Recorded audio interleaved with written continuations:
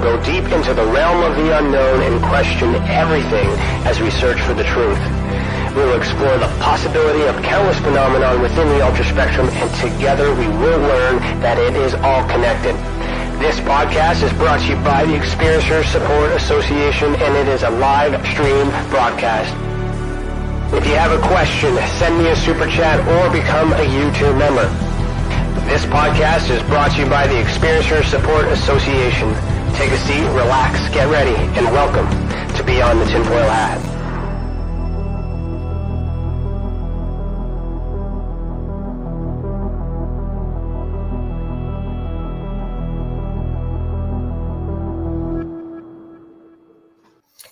Hello, everybody, and welcome to Beyond the TinFoil Hat. I'm sick today. I apologize, but we're going to get through this. Today is Thursday, January 19th, 2023, and I, Ryan Stacey, am your host this evening. I'm a licensed private investigator, a citizen journalist, and the Director of Investigations for the Experiencers Support Association. Welcome to the channel, and thank you for joining us this evening. A special thanks to all our YouTube members who help keep this program and others free for our experiencers. Remember that as a member, you get to ask questions live here tonight. For all you non-members, you can super chat or send a tip on Rockfin to ask questions of our guests live. Every little bit helps. After the 2-hour mark, CC and I will have our after chat, so stick around and we'll keep the conversation going and chat with everyone in the live chat. We will discuss what we thought about the episode and share some recent news from Tessa. Tonight's topic is angelic healing codes, downloads, and guidance. Our guest for Season 5, Episode 2, is Peter Benson. Peter's journey began with a background as a mechanic and engineer technician. He went through a major awakening process that opened his connection to his higher self and the angelic realm. He discovered his angelic origins as part of Archangel Michael's Army of Light. Guided by Archangel Michael and Ascended Masters, Peter was introduced to the Tensor technology and its healing properties.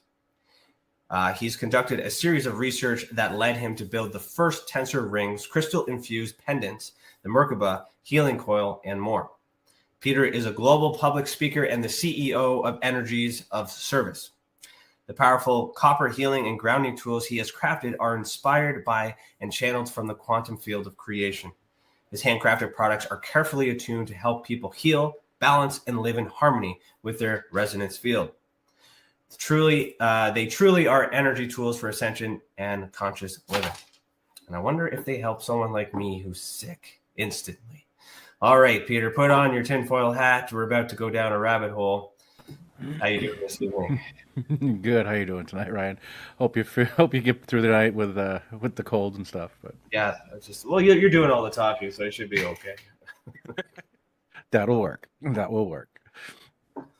All right, so let's start with the icebreaker question. The icebreaker question comes from CC, who runs our Experiencers Anonymous group. The next Experiencers Anonymous group support group is on the 25th, so next Wednesday? Yeah, next Wednesday.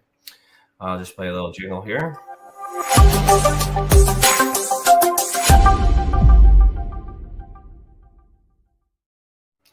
All right, so CC asks, with all the information and knowledge you have today, how would you describe demons in a relationship to angelic beings? That's a good one. Actually, I experienced both of them about the same time, believe it or not. As I was waking up and discovering who I was and what I was capable of doing, the relationship that I was getting out of was getting attacked at night by demons. Literally scratches on the side and everything. So yeah, demons are definitely there. I don't know the details or any of that. I suppose that's a little bit more than my background, but I have experienced them to the point where I did some homework and found out that if you keep your area and your energy clean, they'll stay away from you for the most part. But you need to actually keep anything like any reflective surface or a mirror that's open from a window, as you can see through a window. They can literally get into your home through that reflection. So yes, so you can use what you have right behind you, that helm of awe, and use that Yep, that right there. You take that in sticker form and you put that on each mirror that's actually reflected that can see a window, and it will block them from coming through. Wow. How does that work though? It's just a sticker and a symbol. It's a symbol. It's ancient druidic, and this I found this out from I found out from another practitioner. This is probably 7-8 years ago now, on how to stop the demons from coming into the house. Interesting. Thank you for sharing that. I've also been informed that I'm supposed to answer these questions too. So, with all the information and knowledge that I have today, how would I describe demons in relationship to angelic beings? So, for me, I always ask, can you tell the difference between, a good person and a bad person by looking at them? So it's based on the intent. So I've always considered angelic beings and demons to be the same being, just with either negative intentions or positive intentions. But that's based on my research, not experience. I haven't had experiences to be able to discern that, but from what I've read, from what I've observed from other experiencers, I often ask, maybe it was just an angel having a bad day, who knows? So what are your thoughts on that as a possibility? And of course, being an experiencer, experiencing it, like, do you think it's possible that it could be the same entity or same species, just different motive, or they're separate altogether? I don't know. I'm kind of leaning towards the idea where everything is source. Yes. So if you look at it that way, yes, an angel can be a demon, demon can be an angel. The difference where I see it is their choice. So if they choose, like you said, to be benevolent, they will be benevolent and they will project themselves in that energy. If they're malevolent, they'll come out in that energy where they're trying to instill fear, or they actually come through from an energy state and actually creates scratches and scars and other things like that, trying to induce more fear. That makes sense. But how do we know for sure? We don't. All right. Okay, so thanks for that. Thank you, CC. Remember, everybody, Experiencers Anonymous is January 25th this month, and then I should know more about that. I'm just going to scroll down here. Let's see my thing here. Yeah, 7 p.m. Eastern time. All right, and there's a Zoom link on our website if you want to join. Okay, so the first question or second question, whichever one you want to call. My first question is, why are you the way that you are? And I want you to bring me back as far as you want to go, and maybe focus on this awakening process, like how that came to be, your transition through it, what brought you here today, and all those things. As far as you want to go back, and as fast forward as you want to go. Okay. Yeah. Well, let's start out. It's like when I was a teenager, I read this book. I can't even remember the name of the book now. It was really interesting. It was actually age appropriate kind of thing. It was like there were a couple of teenagers, and they were on a quest to be able to see aura. To see people's aura, and they were heading to this garden that was supposedly a place where they could learn how to do it. And I always thought that was really kind of cool. But I ended up dropping that whole narrative to get into the work environment. So I went to trade school, became a mechanic, and I was at ASE Master Tech for like 15 years. After that, moved into engineering technician, and been that for about 20 years now. So over 20 years. And through this time, relationships, shifted, and at the point where I tried to discover who I was again, and that's where I started finding out, okay, there's more to this than I realized. I found, I'm not sure if you're familiar with Brian Weiss or Michael Newton, about, they're not near-death experience, but they're more of bringing you into a trance and going into past lives or what's going on the other side kind of thing. A lot like Dolores Cannon, what she does. And at that point, I'm like, okay, if any of this is true, we have multiple physicians, board certified, that are doing this, and they're coming out with these books. Okay, so there's got to be something to this. Yeah. So I started experimenting and understanding, going to meditation, sound baths, and all that. During this time, I actually found Slim Sperling and his work. So in the early 90s, he discovered tensor rings. And by discovery, I mean he basically created them. I say rediscovered, discovered, because it feels like it's a very old technology. And it's based off of something that was discovered in 1957 by John Archibald Wheeler, part of the Manhattan Project. So this was discovered way back when. And what Slim found out is a single wire can be brazed back onto itself, and it will create an energy field, like soap film in the middle, like when you're blowing bubbles, a little soap film in the middle, and it radiates energy out both sides, like a flashlight. One side was positive and one side was negative energy. So Slim found a way of converting or doing a twist on wires using the same wire and creating a positive energy field on both sides. Wow. So that's where this whole tensor technology came from, was Slim Sperling and his study of it with his cohorts, Mr. Reed and that. They did a bunch of different work with the tensor rings, and he was working with, which is kind of a staple to it, he was working with a cubit length. So when you think cubits, you think kind of, what do we think now? Egypt, cubits. So what they found was that there was a granite boss inside the Great Pyramid of Giza that was approximately 72 inches tall, and it was 20.5 inches around on the diameter. So he used that 20.5 inches diameter to create a tensor ring. And then he found out that thing resonates at the resonant frequency of hydrogen, 144 megahertz. And then through anecdotal evidence and everybody trying and experimenting with these rings, it find out that this thing actually heals the human body. He was healing bones and ailments and all kinds of different things with that. So that was Slim Sperling's initial forte into tensor rings, and it went gangbusters from there. So once I discovered him and his tensor rings, it was really interesting. I was like, okay, I can make these, because he basically came out and said, like, this is the information, this is how you make them. I'm like, okay, let's do this. And I'm on my path, and I started making the rings. For me, I wasn't able to actually get these tensor rings to actually function properly for about 6 months from when I first started to actually getting them to work. So I had to do a bunch of inner work on myself to really get the tensor rings to actually function properly. So it took a while and a lot of effort on my part. So it's one of those things where these are intention-based tools, and you have to have your energy in the right place in order to actually manufacture these and get them to work properly. Okay. So how do they work? How do they work? How they work, I don't know. It's really kind of cool the way they do work, though.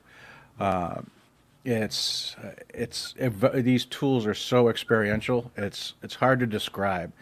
And when I have people trying them on, the first thing they ask is like, "What am I supposed to feel?" And I tell them, "I can't tell you that. Right. You have to tell me what you feel, and then after you explain it to me how you feel, then I'll explain to you what the base attribute of that tensor ring or that pendant is. And then you'll understand, like, okay, well, that makes sense." It could be some sort of balancing of the frequencies. Like if we're vibrating like a certain way that's stressful or off, holding, I don't know if you hold it or you're close to it, how big the effect is, but then perhaps, tuning into that frequency just kind of levels everything out. It might just be science. Yeah. And, who knows? Okay. Yeah.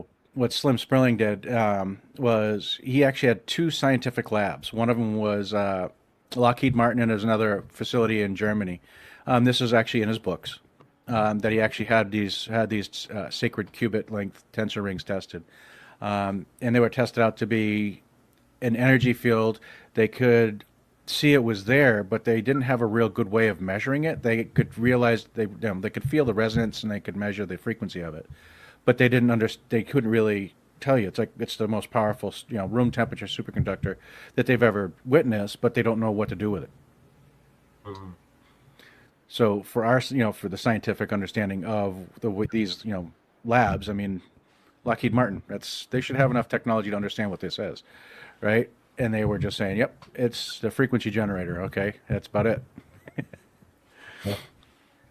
So, I guess bringing it back. So is that when you had your experience though? Or you're an engineer, you Yeah. naturally curious about this stuff. Yes. You get, you see a device that, and you're curious about how it's, engineered and created, like, all that makes sense.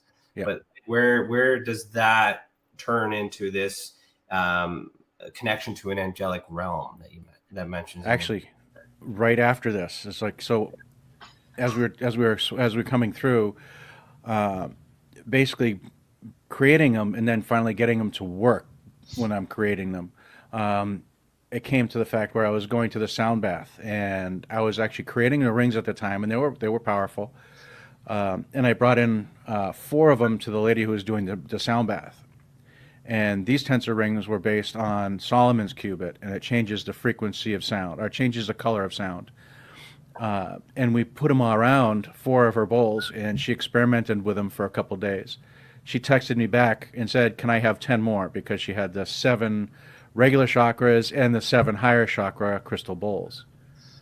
So she was like, "Yeah, it made the bowls louder, it made the crystal bowls resonate longer, and it was just like it just changed the nature of the bowl. It was really interesting."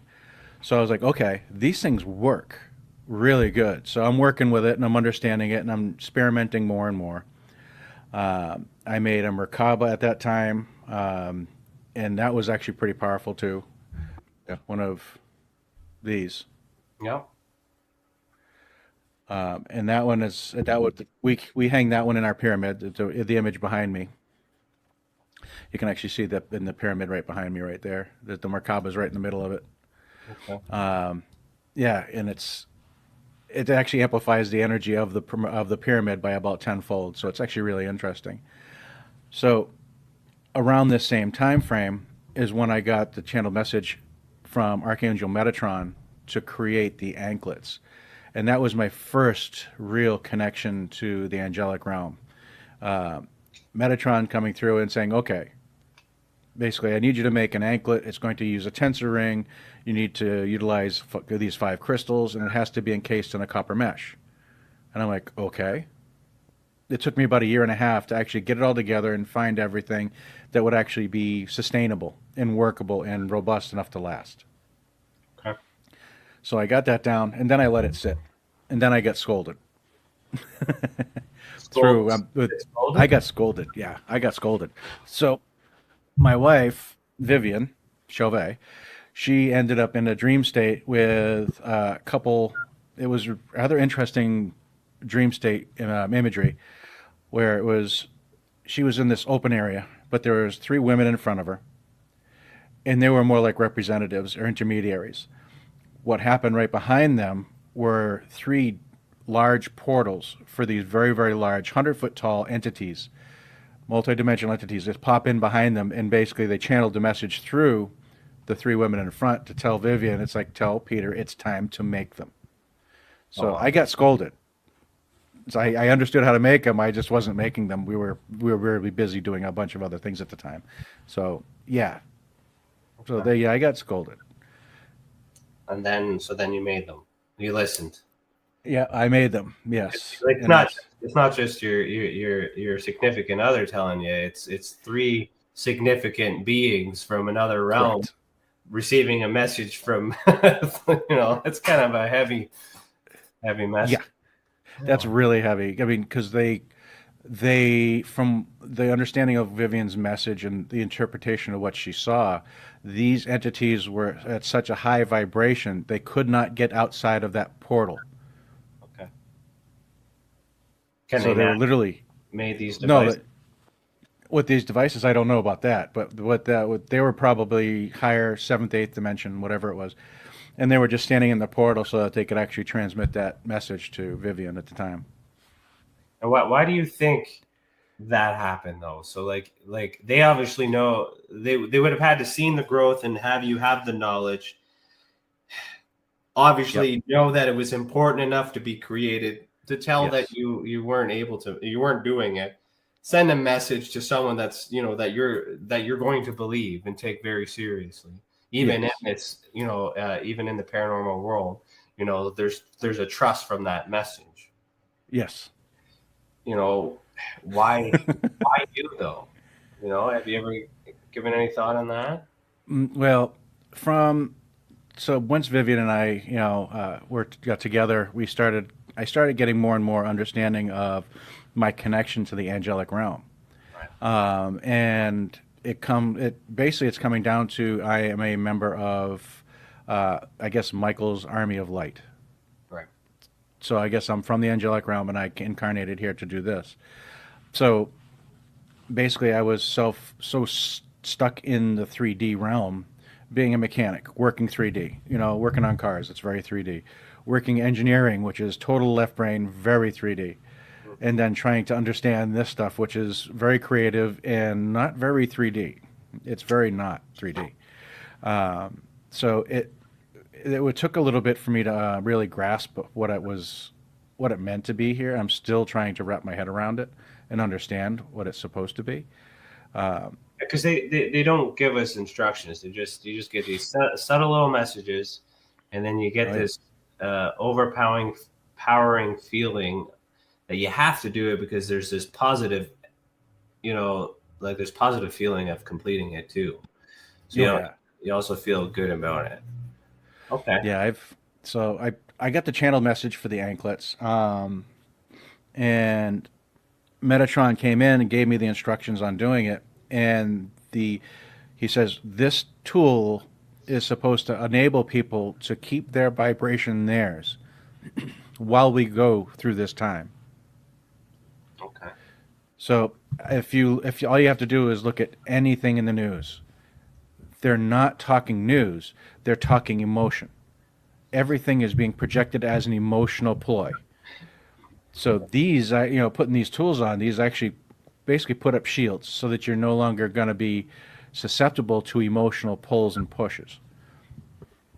So it's really interesting, we're using these tools like that. So the biggest way I can explain the anklets is if you look at any one of the references for the human body in energetic form, you see the 7 dots for the 7 chakras, and you see this giant torus energy field around us. Actually 2 individuals basically said one of them was like, well, recycle, when you put the anklets on, it just starts recycling your energy. I had another individual tell me, it's like, well, look at that donut-shaped energy field that you have and put a cork in the top and bottom. So now it just all of a sudden you have a cork on it and it just starts recycling your energy inside that field. And then it made sense. It's recycling your own energy. So it's basically converting your torus field where you can feel energy coming in through your crown chakra and root chakra to capping it off. So now your field is turned into basically an energy shield. So the anklet, so the act of putting this device on your foot, Ankles, yep, is stopping the current, I guess, or the energy from leaving the body and not going back into the earth. Well, no, so the anklets with the tensor ring that they're made from actually ground you. They ground you. Okay. So when you put them on, you actually feel heavier. You literally do. And it balances your chakras as a side effect of that particular tensor ring. But it also does that frequency lockdown that Metatron was talking about. Right. So let's just say if you walk into a room and you can feel the energy shift, or you go to a conference and you just feel overwhelmed by all the people.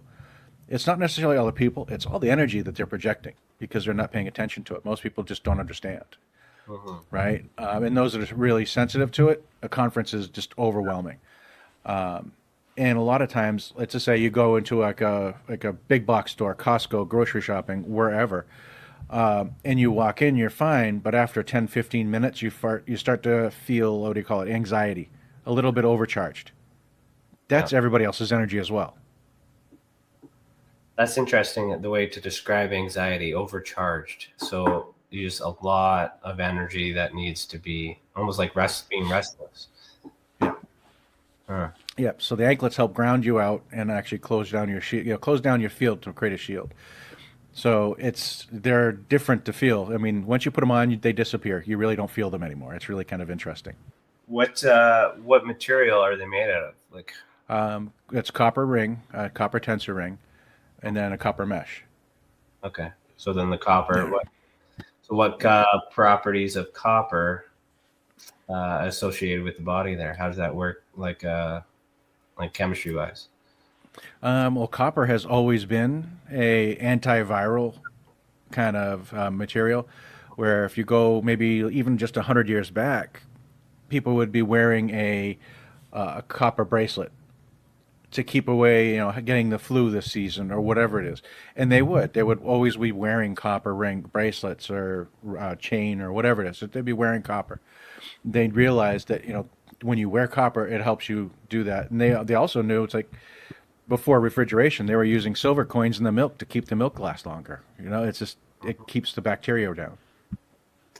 It doesn't sound very healthy though. Silver coin and some milk, but I understand that. If it's actually pure silver though, right? Yeah, it has to be pure silver. Yeah, pure silver.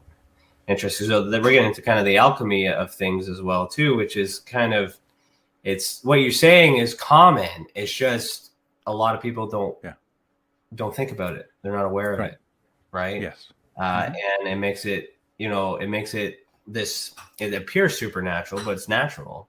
But the information comes from a supernatural source. Yep. So what are your thoughts on that? Well, the thing is, it's like I understood the tensor rings. I was creating tensor rings that worked, but the channel I got was like, so take 5 crystals, put it in a tensor ring, and then cover it with a mesh and make into an anklet. I'm like, okay. So now I'm taking a ring, I'm flattening it down. It's still a ring, technical. So it's like, okay, but I would never have picked the 5 stones to put together to create that effect. Right. I really would have never would have dawned on me to put the 5 crystals together. It was really just out there. So it is what it is, and it's like now we see that effect. So now it's like, okay, now I'm working on a bunch of different crystals to do different things, and it's right now it's actually been. I need to do more experimentation, is what it is. There is so many different crystals out there. Okay. So it's not just you weren't told a specific set of 5. It's just oh yeah, you needed to have. Oh, you were. Yes, no. The five crystals that Metatron were talking about was morganite, okay, tanzanite, lapis lazuli, black onyx, and tiger's eye. Okay. All their properties together create with the tensor ring, with the tensor ring I use, which creates the grounding effect, and then you cover it with the mesh. Yeah. What's the purpose of the mesh though? It's to encapsulate it creates a different field. Okay. Because if you look at it, so if we have this is an anklet here. Yeah, it's nice. Let me switch it over here so you can see it a little better. Okay. So yeah, so this is an anklet. So it's got the copper mesh over it, and the 5 crystals are inside of it. Okay. Right. So you just put it on and basically roll your sock over it, and you're done. You don't have to worry about it, for the rest of the day. It's just gone. But yeah, it's a very simple tool, but it took a while to actually get it so it's resilient enough to last. Mm-hmm. Could you not do the same? Would the same thing happen if I put it on my wrist, or does it have to be an ankle? I haven't found it to actually last long enough or do the same effect on the wrist. Okay. And the only thing I can think of is it's actually at the bottom of your torus field, putting it on your ankles, and then at that point it actually makes the effect of closing down your torus because it's at the base of your torus field. That makes sense. That does make sense. Weird. Yes. Weird science. It is. Yeah. Okay. So, yeah, at that point, coming on that copper mesh thing, I ended up moving the Archangel Metatron anklets into a pendant. Mm. So, that's I had there. that's the Metatron pendant there. I had an accountant friend who was actually wearing the anklets for a couple of days, but her husband was like, "Oh my God, that's woo woo. What are you talking about? Why are you wearing those?" And to the point where after 3 days, she's like, "Okay, I'm taking them off." So I was like, "Okay, so how do I make this work without having the anklets?" Right. So I put it into a pendant, and it created more like a personal body shield instead of closing down your torus. Yeah. So if you figure our energy radiates out layer by layer. So your skin, and then your emotional field is just an energy field just above your skin. So it's basically making an energy, emotional bubble above that. And then basically the pendant creates a shielding effect just above your emotional field. Okay. So you're walking around with a bubble field around you. So that's what the pendants do. Okay. So yeah, that's what these do, and they're intention based. So you can tell them what to do to a point as well. Can you use them for bad intentions, or could it only be positive energy? I haven't seen them actually function for negative intentions. That's good. That's a good failsafe. Yeah. You know, just questioning the integrity of the gods that's giving you the information, right? Oh yeah. Yeah. Okay. So yeah, those are the base ones, and then of course we go further into it and all that. Um, but going back into it, so the Metatron anklet was the first channeled message, and then from there it just started, steamrolling. After I was like told to make them, I was given a good old warning and scolding.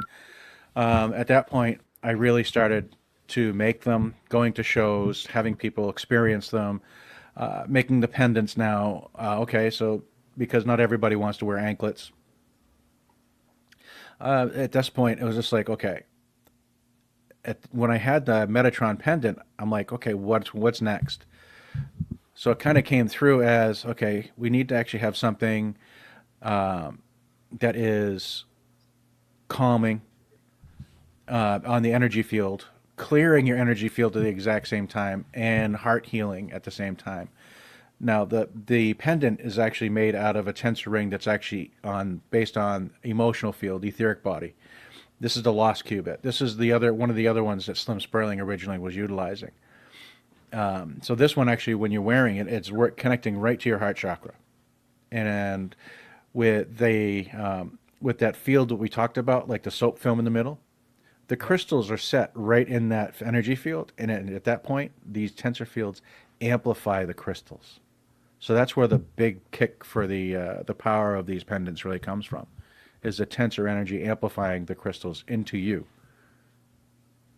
What would happen if I was wearing one and you were wearing one, and our fields, collided?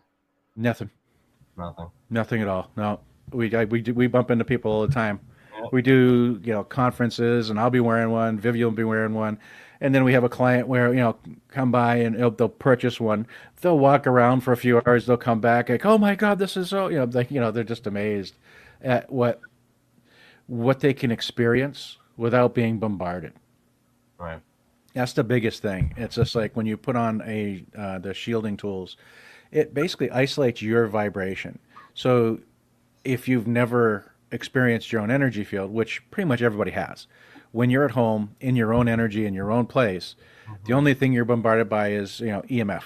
Everything else is you, right? And then when you go outside, you're dealing with EMF and everybody else. Yeah. So the pendants tend to help you understand who you are without feeling everybody else. So it's really interesting. So one of the things I have fun with when we're actually in conferences and stuff like that, it depends on how sensitive the individual is. But I'll have them they'll have on the tools, and I'm like, okay, now that the room's quiet, now that everything is calm, and you're feeling yourself, you're no longer dizzy, you're feeling because a lot of times when you put the tools on, you get disoriented for a second, because all of a sudden everything just gets quiet and your body has to respond and rebalance. I'm like, okay, now look around the room and just look at the individual and get a glimpse. You're not going to get the life story, but you'll kind of get an idea of where they are, what their intention is, what they're projecting.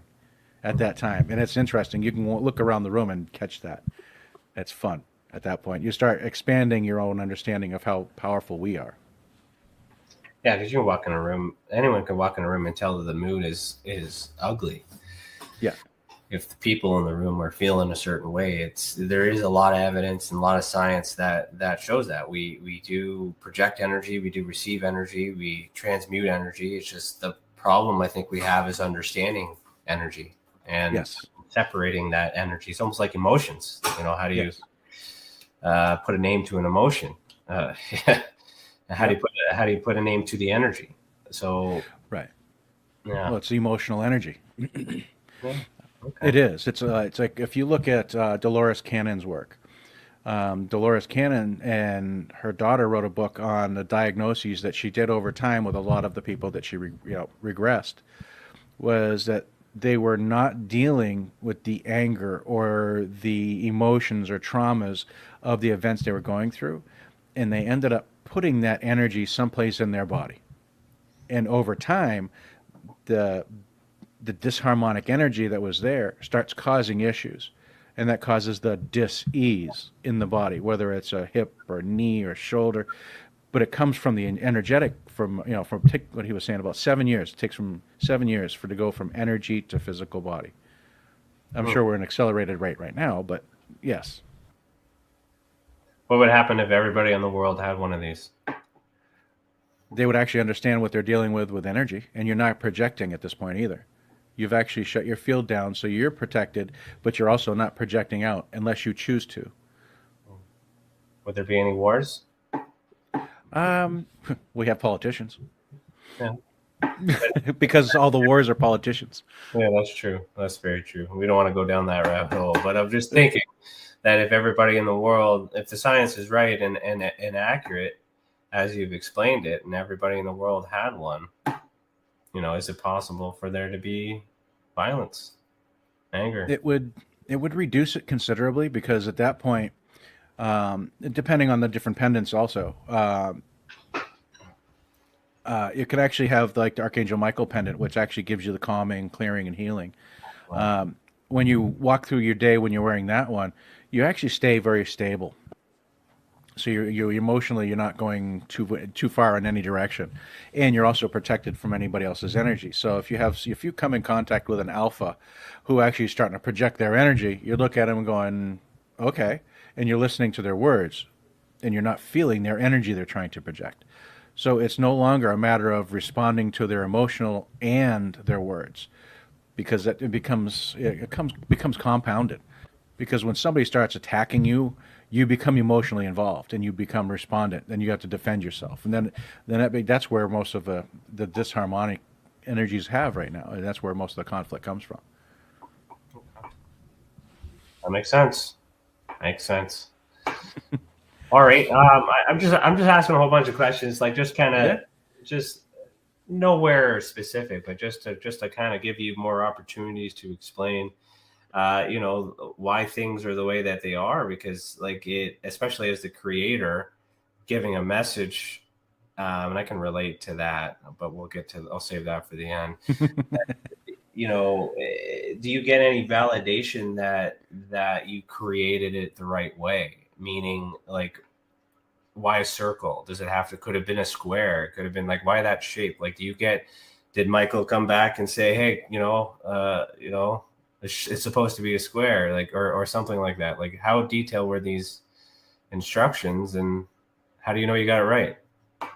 Well, the instructions are basically through, as I'm creating, let's say I'm creating the anklets, I'll get a chance, I'll basically get information, and they'll basically come down and it's like, okay, take the Metatron pendant and add these crystals. And it's just kind of like almost like an image flash. That's the message. And then I have to decode it and figure it out, and it may take a couple of days or whatever. And this is where like the PTSD pendant came from, and the multidimensional pendant come from. The multidimensional was a full download. I'm just sitting out there working, and I said, okay, make a pendant with these 3 rings. I'm like, what? I'm sorry, what? And it just came through. And that's just the way that works. But yeah, it's the way I feel about wearing the pendant, I wear my Michael every day, all the time. When I go out of the house, whenever I go anywhere, I'm always wearing a Michael. I just do. And it's I have a chiropractic friend who actually wears it. She goes, you know what? I'm not wearing my pendant and I can feel it. It's just one of those things. It's funny because I actually have a Helmabah pendant as well that I normally wear on top of the crystals that I have, and I was just thinking, I could use that right now. Yeah, I could feel that it wasn't there. yeah. So it's interesting because we can feel the energy come, but yet we can also notice when the energy leaves. I think the real big challenge is again determining what energy we need, or frequency at least. Right. Like you can get energy from, like I'm getting energy right now from this computer, and we know that it's not good energy, but I don't really feel the negative effects of it until I'm away from it. Yep. Yeah. Talking about electromagnetics. So, a friend of mine has a Michael, and he was doing some just dowsing, and he found that the Michael pendant was basically EMF shielding as well. And then he and his girlfriend at the time, they went to a MUFON event here in the Valley in Phoenix, and somebody at the event had a EMF meter, and they went right up to the pendant, and it went quiet. Really? Wow. Really. So, and he didn't choose to have it tested; it just was. I'm like, okay. So we've had somebody actually douse it to show it's EMF protected, and it was actually shown to actually reduce the electromagnetic frequencies around the individual wearing the pendant. So it'll calm your energy field for sure from electromagnetics, and that seems to be the status of what we've been tested to. And we know that emotional energy and other ambient energies in buildings and stuff like that, residual, are also protected from that. So how do we know it works then? I guess that sense of, you feel it. You're anxious and not anxious all of a sudden, or is there like a, like you said, you feel it. What is that feeling like? You feel it. What does it feel like? When you first put the pendant on the very first time, you just feel, it's kind of weird. It's when you put it on, all of a sudden you'll feel from probably about chest high, you'll just feel all of the, like a calm just wash down your body, and you'll just feel it hit your feet, and it just goes down your body, and you just feel, oh, okay. The first thing you feel is the calm, and then after that, it's just like, okay. And then after a while, you just start understanding that you're feeling your own energy, not necessarily everybody else's. Your state of being is more calm. The selenite in the pendant is actually clearing your energy field as you go. So you're not, even if you build up something or you're emotionally working on something or you're interacting with something, it'll actually help purge that out. And the green mica in there is also a emotional purging as well. So that helps work through emotions during the day. Okay. So yeah, it's the Michael's my favorite pendant. It really is. So how did you keep it? Like another question that I thought of too is like, how did you know out of all the archangels that it was Michael? It was more of like intuition. I kind of felt like it was him. Okay. For me, and this has actually been a couple other people as well, it's like when you put the pendant on, it feels like you have Michael standing right behind you, where you feel a sense of calm, you feel a sense of protection, and you feel like you're just safe. So it just feels like your Michael's around you protecting you. That's why it's named the Michael, because it feels like you literally have an archangel right there.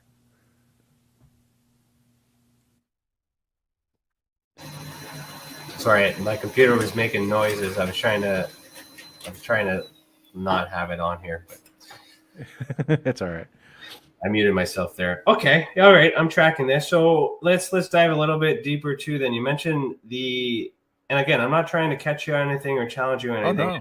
I'm just exploring this into detail, and you're quite knowledgeable on it, and I like that. And I always ask why, but and it's important to know the why. We always know the what, the who, the where, and the when, but it's the why I think is the most important thing.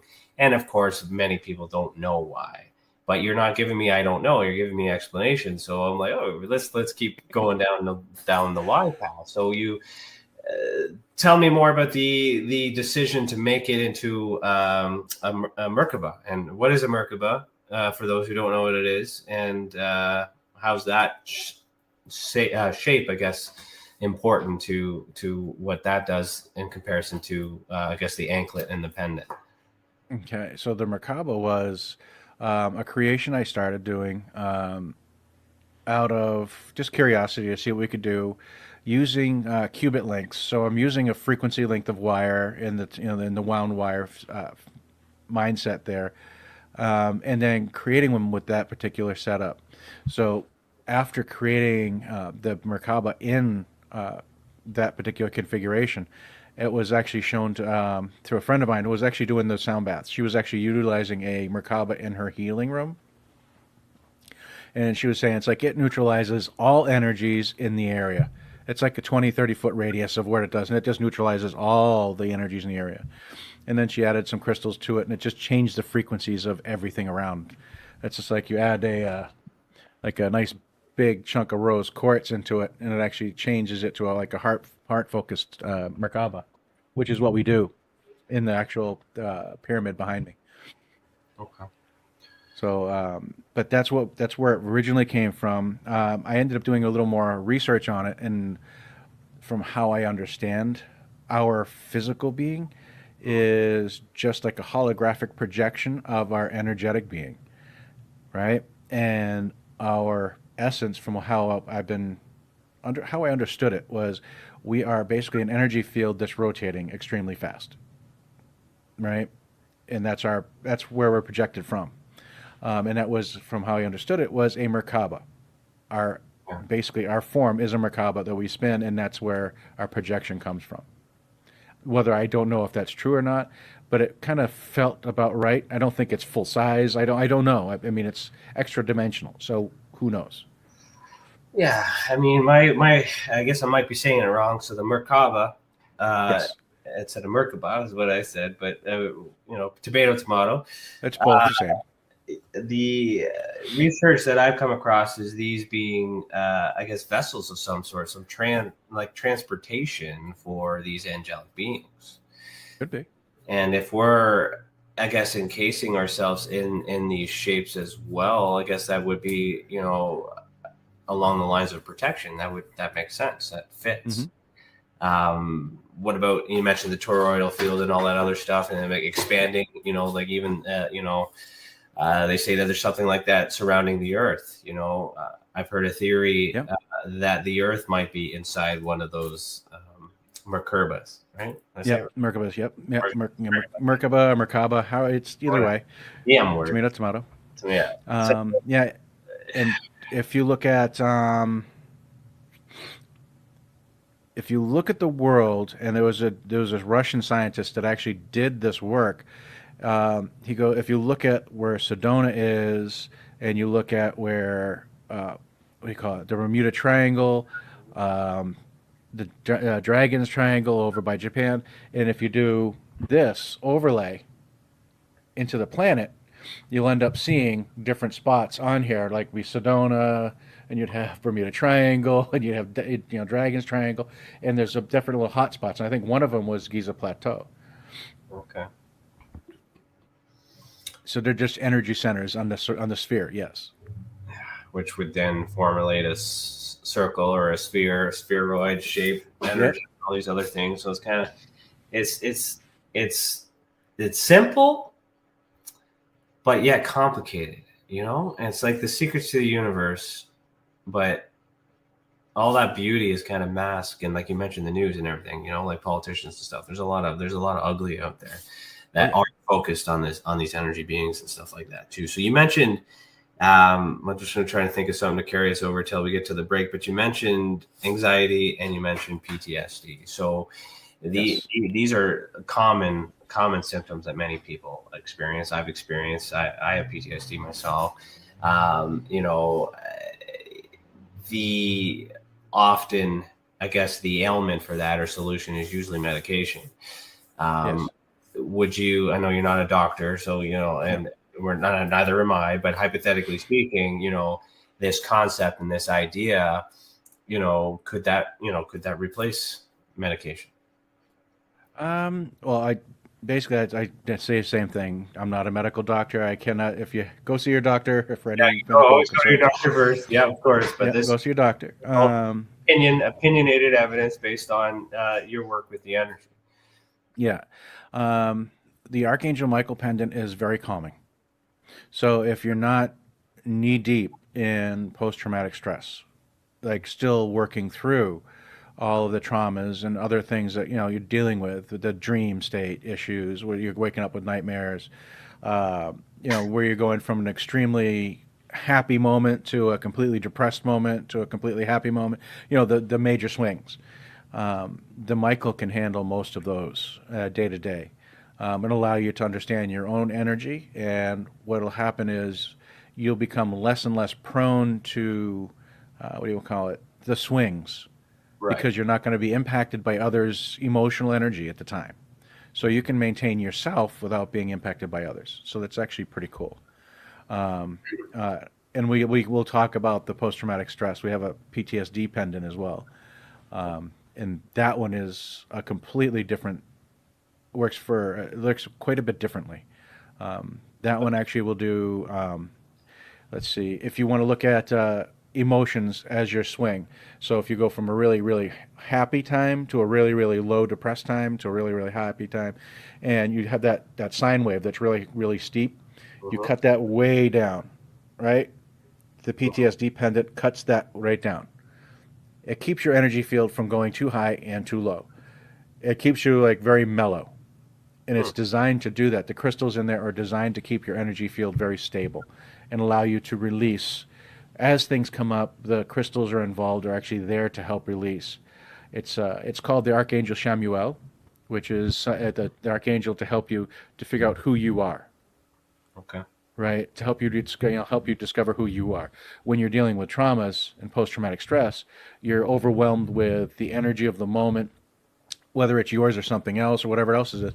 But you need something to help you find out, get you back to who you are. So that's why I named it that. It's interesting concept too, because like I'm working through stuff too. But like, I mean, to understand the neurological effects of that, to break it down into a metaphysical kind of aspect, it's almost as if the energy is escaping. The energy is wild. It's not contained. And then you need these resonators of some sort to balance the energy. So you have that second of bliss or thought or moment of clarity to determine, where to go from there. Because there are red points, there are depressive points, there's so many markers that kind of bring you in this yo-yo thing.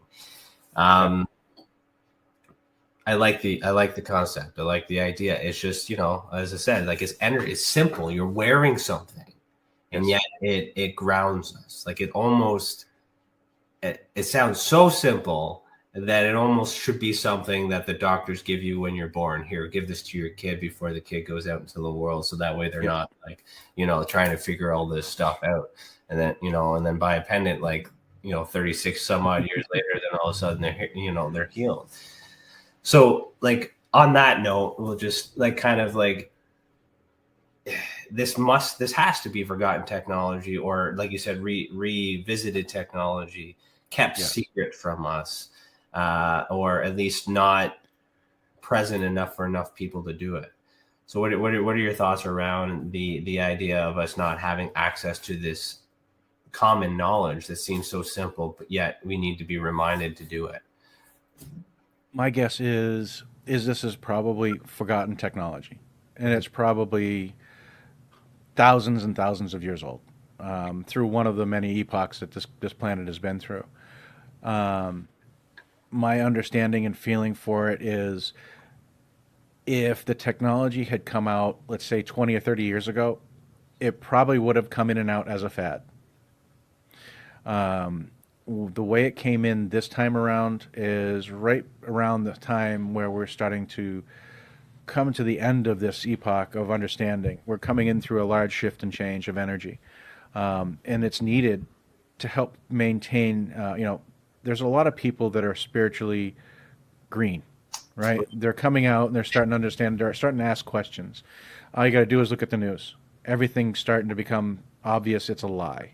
So it's just like, okay, if that's a lie, what else is true? What are they? Okay, and then they start investigating it becomes everybody's asking questions right now and trying to understand basically the meaning of life at this point, because everything seems to be a distortion.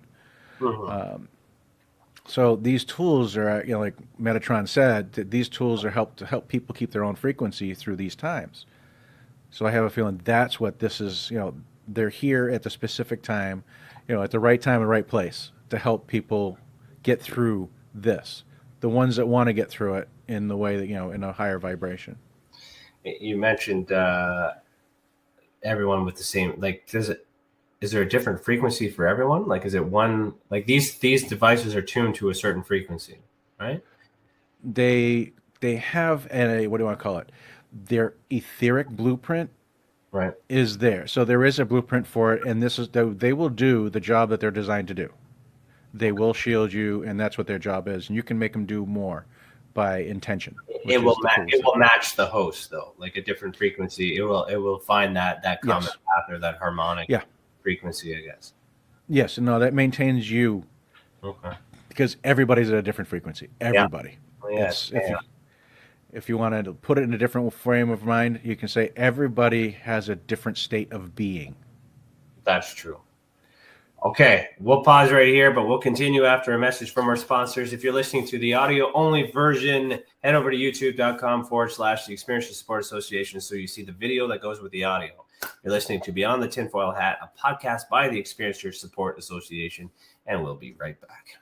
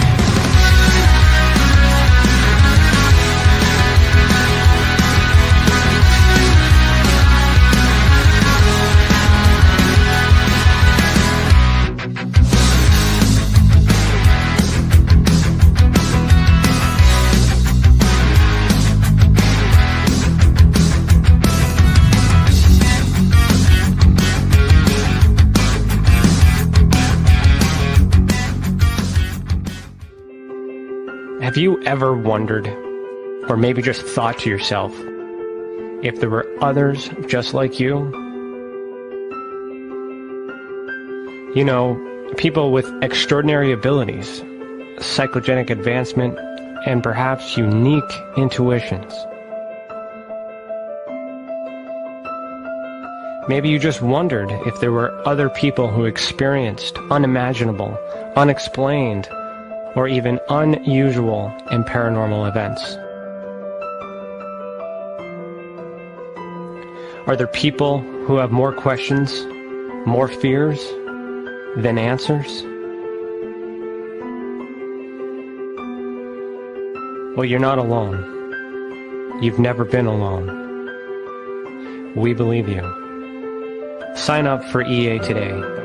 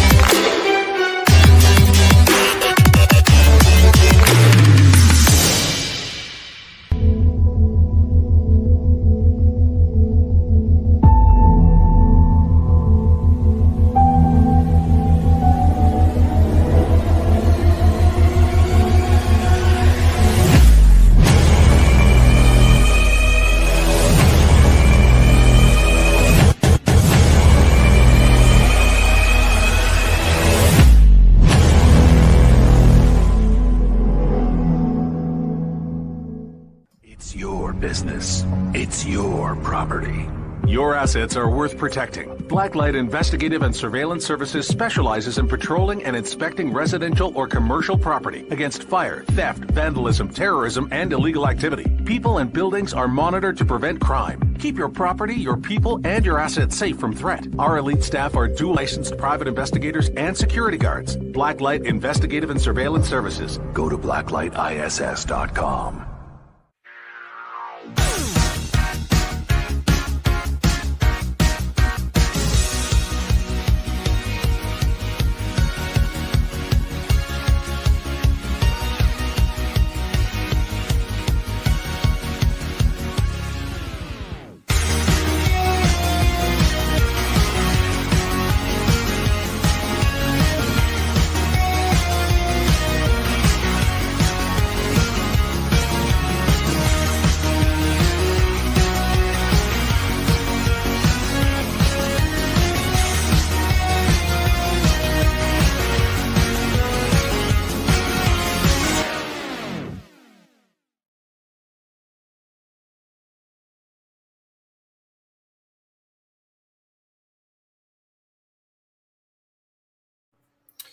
Welcome back. You're listening to Beyond the Tinfoil Hat. Have you ever experienced an event involving the paranormal, UFOs, extraterrestrial, dogmen, or any other paracryptid?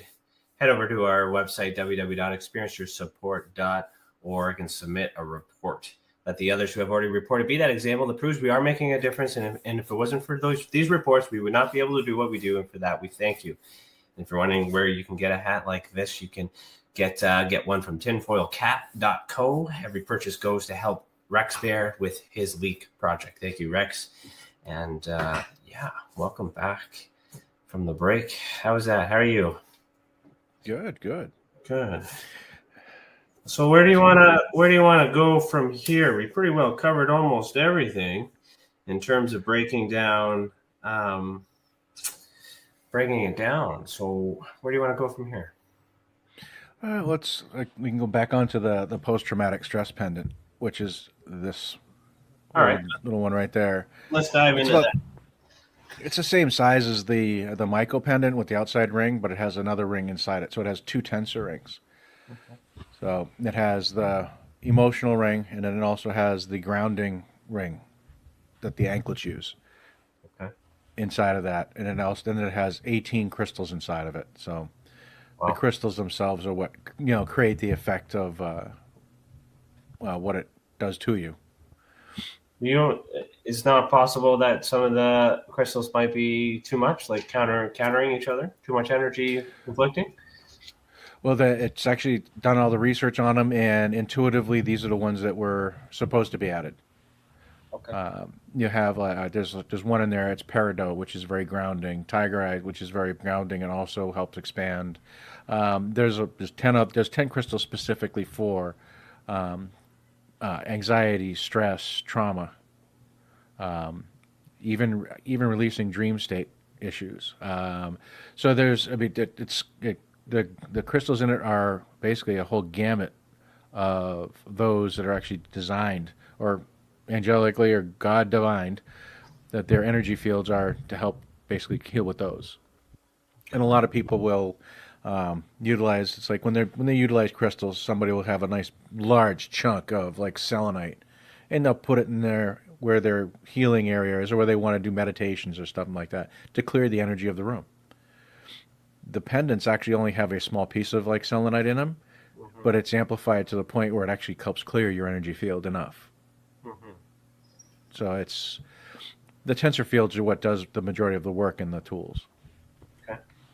I'm going to ask a question like a kind of like a skeptical point of view, but I'm doing that because I know you have a background, in I guess engineering and stuff and it might. I don't know. I don't want to challenge you on this, but I'm thinking, how are we able to measure that these devices are actually doing what they're doing and it's not psychosomatic? And what I mean by that is we're not wearing them with the idea behind it, and then all of a sudden that changes our thought versus it actually biologically affecting us and changing it for the good. Like how do you measure that to prove that? Basically, the majority of time I have descriptions and details of these products. What I do is for me, I'll experience like, okay, this is what I kind of understand we're going to be doing with it.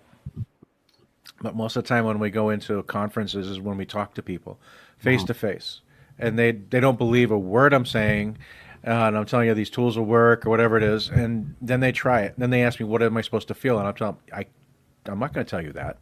You have to feel it. You experience it. You understand it. This is for you. These tools are for everybody. They really are. They're for everyone. They're handmade, and that's what they are. It's just every single one of them is unique, and one crystal is bigger than another on one of them, and it's kind of interesting. I have always found that every single pendant that is made, every single anklet that is made, regardless of which one it is, and regardless of what crystal size is what, the right pendant gets to the right person. I've always found it that way. It's really, really interesting. It's like I made one pendant. I made it back in 2018, and it was a huge pendant. It had this very large piece of shungite in it, very large quartz piece in it, and it had a lot of very large crystals in it. I couldn't wear it. I was wearing it. I could feel it. It was like boom, boom. I could feel the energy pulsing. Wow. I could feel it. It was like overwhelming. It was like standing next to a bass speaker. You just feel it. I could feel the thump, thump, thump, thump. And I'm like, okay, this is not for me. I can't wear this pendant. Okay. This one lady came up, and there's like a whole bunch of people looked at it and thought it was cool, and then they wear it. It's like, oh, no way. But this one lady literally picked it up. She's like, oh, this is cool. And she put it on her chest, like up here, right? No, nothing holding it. And she's literally just standing there looking around, and nothing holding it, but she's leaning over, and it's not falling off. It literally attached to her energy field, and it's not letting go. Without a necklace or anything, nothing attached. No necklace, no anything, and she absolutely loved the energy of it, and it was designed and meant for her. Wow. So it's one of those things. It's like every single time I have a unique pendant, the individual that's supposed to be for always shows up. And it's just it's when it comes to like the Archangel Michael pendant, I'll tell them, it's like, so how does it feel? And then I tell them, okay, so stop. Get rid of your expectations. Don't get out of the logical mind. Get out of that side of your head. Just sit there and be at peace and be who you are and just feel, allow, because a lot of people won't. And I don't feel anything. And it's like, well, it'll do what it's supposed to do. It's going to do it. You put it on, it'll do it. Whether you feel it today or next week, it'll do it. And what it is, it's like, yes, once they get that and understand that they can actually feel, the problem is, it's like a lot of people have actually been, growing up, they were extremely oversensitive. Right. And they've built up automatic defenses and blocks. Yep. So they won't feel the energy. And there was a couple of people this last weekend at the conference we had in Scottsdale. They were just like that. It's like, oh, I don't feel anything. Don't feel it at all. And it's like I put on the pendant, and I'm like, okay. And then they sit there, and they'll be there for a few minutes. We start talking back and forth. We'll just conversing for about 5 or 10 minutes. And the next thing you know, it's just like, oh, I can feel that. Really? Interesting. What do you feel now? I don't explain to them what they're going to feel, and I try not to give them or feed that logical mind. It's like it's a placebo. It's interesting too, because you did, when you say get rid of the expectation. So that's the thing. You got to, first of all, and with any product, like, I mean, I'm not like, yes, like you need to first of all establish what, your need for it. And the need is to stop feeling a certain way. And there's many different things that you can do it. But like, if I have a headache and the need is to, stop this pain in my head from going away, marketing tells me grab an Advil or an Aleve or whatever product you want. And the expectation is to get rid of it instantly. What we forget, though, is that you got to wait 20 to some odd minutes for it to kick in, whether or not you ate. So like there's certain other biological things that happen. So, someone sees it, they feel it, they like it, they're not sure, has anyone like said returned it and said it doesn't work? And if they've done so, how do you challenge that? Because how do you prove it didn't or it did? There is no way of understanding that, and there's a reason why I have there's no return policy unless it's actually a physical defect. Well, that's smart. There you go. Well, you got that covered right there. Well, no, it's an energy thing. Mm-hmm. If let's just say we have somebody that purchases one and they're negative, or they're really they're not in the right place for it, right, and they're putting tainted energy into it. I can try to clear that energy, but I don't want to be selling that to anybody else. Right. So at that point, it's just like when you buy an energy tool, it's yours. And that's pretty much the way it needs to be, because I can guarantee the energy of it when I'm done making it. I can't guarantee the energy of it after you're done with it. How do you prevent yourself from giving your own energy to these devices to carry through? It's intention. Yeah. Okay. When I'm doing when I do the work, I basically do mantras, and I listen to like more of like a meditative music, and keep my energy levels very neutral, so that I'm not imposing any of my energies to it. It's like I'll do like Ham Prama, which is I am divine light, just to actually keep my energy in a high vibration to work while I'm doing the work. That's good. That's good. Like you're answering all the questions. You got the answers for everything. This is good. No. Yeah. So you've thought of everything. I mean, there's the message. The intention is good. The science is there, and then it's useful and it's positive. Yes. And even if it is, I'm not saying that your product is, but even if it is psychosomatic, the idea of putting on something that may or may not be from an angelic or the other side to help them in that moment, if that works, then that's a tool we can use to help us in those moments. Yes. It's I wouldn't say to compare that like to a rosary in the Christian Catholic religion. A lot of people will go to when they're feeling that, and then they'll say their prayers, they'll meditate with the beads and do all those other things too. There may not be any any elemental experience from those rosaries, but the intention and the thought of going to these things in order to help them is a good aid. So it's beautiful. It's a beautiful thing. Yeah. So how many of these have you created in your since you've had this vision? Several thousand. Wow. Yeah. And how many of those thousands have been returned, saying they don't work? Not one.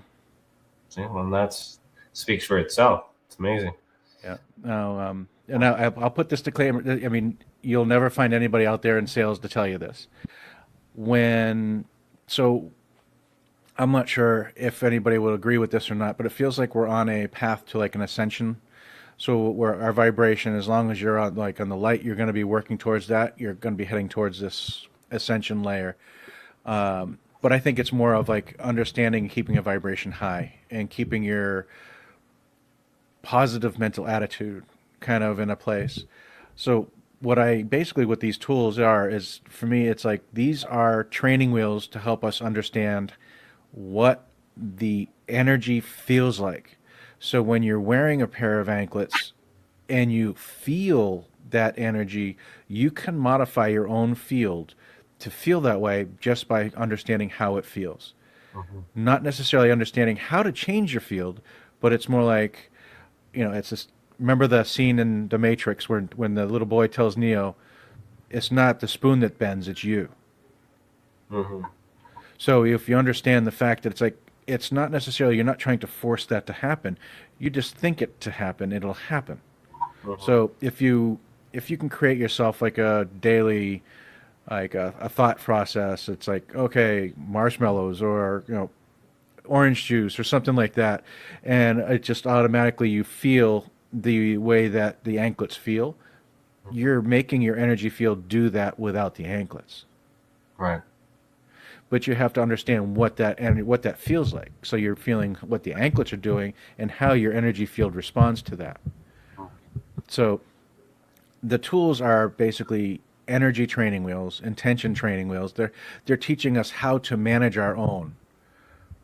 Mm-hmm. They're Right? guiding So us use the energy that already exists to regulate correct. ourselves. It's just a tool. But Yes. a powerful tool. They're very powerful tools, but they're teaching you how to deal with energy. Interesting. Yeah. And there's so many things that do the same or similar things. So it's real. It's for real. Yeah. Oh yeah. Okay. Absolutely. So it's go ahead. I was just going to say, I'm just curious to know a little bit more about the triangle thing you got in your background. You did reference that quite a lot, and you say you use it. But what exactly is that, and what are you using it for? It is a pyramid, and that one is actually a Giza pyramid. The dimensions of the Giza pyramid, it's just very, very small. Okay. And it's made out of copper. Okay. Right, and if you look at basically at the top of it, we have the tensor rings up on there, which is larger than the pendants, but those are the same thing. And then we have, if you look back in the back corner there, we have crystals, so it's crystal gridded. We have tensor rings and the Merkabah hanging in there with the crystal in that. And it's basically what it does is the pyramid creates an energy field. So when you're actually inside the pyramid, it's actually really kind of interesting. And the best way I can explain it is when you're kind of jarred awake out of dead sleep, you kind of feel like your body, your energy field will slap back into your body. You feel like you're vibrating. That kind of feeling when you snapped out of a sleep. That's what the pyramid creates in about 5 to 10 minutes. You're inside of that, and you can feel your body start to just vibrate. Okay. And there's an energy field to it that feels very protective. So I've created this basically resonance chamber so that Vivian can do her healing work, and this is where she does it locally. And we carry around with us a Nubian pyramid, which is actually a lot taller but a lot smaller footprint. So okay. It'll be 7 feet tall and 5 feet wide instead of 10 feet wide and 6 feet tall. Okay. Yeah. And the difference between the two different pyramids is when we're utilizing the Giza pyramid, it's more of you get the work done on you energetically and allows the integration while you're in the pyramid at the same time. So it's a little bit slower and easier work. The Nubian is accelerated, much more accelerated work. So we get the Nubian pyramid, we're doing it at conferences and stuff like that. We'll set the Nubian pyramid up, we have all the tensor rings. You get in that, Vivian will do a 20-minute session with you, and the next thing you know, it's just like, things are really happening. It was Contact in the Desert, 2019.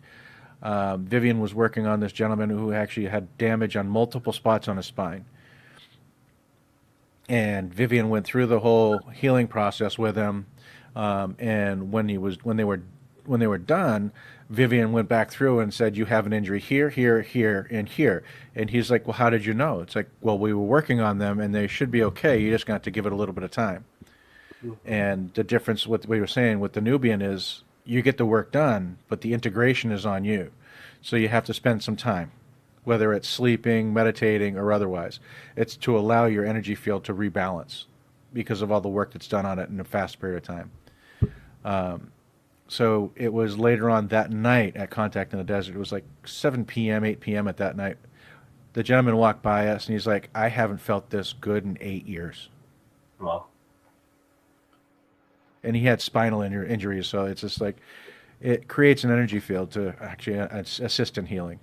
It's the act of it is also very simple too. You just got to give yourself some time, and it's kind of this mindfulness thing. I mean, I've I'm obviously been a little bit too personal on this one about my mental health, but only but recently I've been told that I need to add some more time for meditation in my day, and then and things like that. So it's always weird how these random acts of things that I'm unaware of resonate to my life, but. Mm-hmm. The it does sound so simple just to sit underneath a copper pyramid and sit there and just feel nothing, but then all of a sudden feel better. But then again, it's so simple that it might not actually be doing anything at all, but it changes the mindset of the individual because there's belief there. And like, what are your thoughts around, I'm not saying you're like this, but I mean, there are people out there that I know that sell the same idea, but there's like negative intention behind it because their goal is, obviously to profit off of it. Yes. How do you combat those that might be a little bit more aggressive in associating you with those types? Well, the way I talk about it, the information I convey, and the way we've had this discourse, the conversation we've had, I will come through and I will explain as much as I can to the point. It's like I know only as much as they've allowed me to know and what I've researched and understood. And as far as other people, I feel this is like, if you look at Armageddon, what is the dictionary definition? The unveiling, not destruction. It's the unveiling. Mm-hmm. So the way I see it now is we're coming into a time frame where lies are not going to be able to last.